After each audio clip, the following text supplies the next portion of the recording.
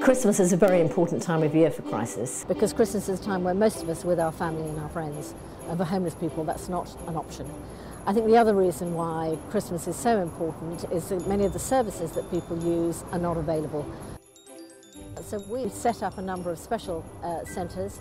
They provide accommodation for people, they provide 3 meals a day. They also provide some vital services, including health services, advice about housing, advice about where they might get help in the future so that actually they move on after Christmas. We also try and provide a number of services which are perhaps a bit softer, so you can come and have your hair cut, you can get a manicure, you can have a massage. I mean, the kind of things which pamper people a little bit and we think are generally good for their well-being.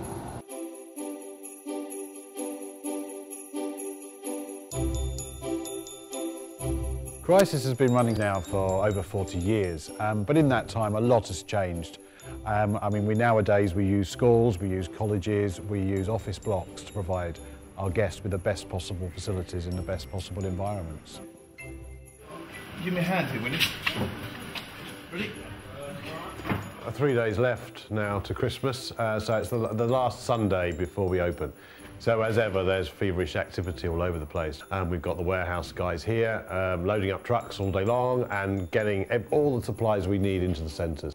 We rely on up to 8,000 volunteers. We work with dozens of other organisations who come in to provide the best possible services for our guests. So it's really pulling together to make this happen.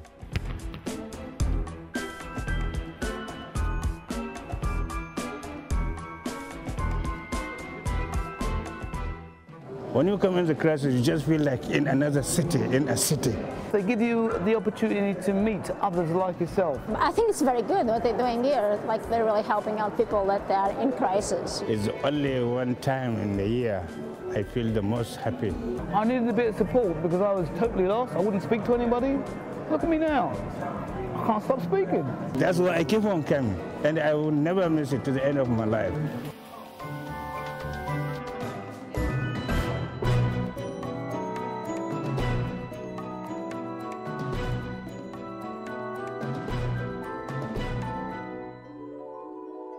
What we hope is this is a first step for our guests. First step into accommodation, a first step to vital advice services, and also a first step to perhaps going on after Christmas to education through our Skylight centres. So Christmas isn't really an end in itself, it's a start, it's a way of helping people to a new and a better future.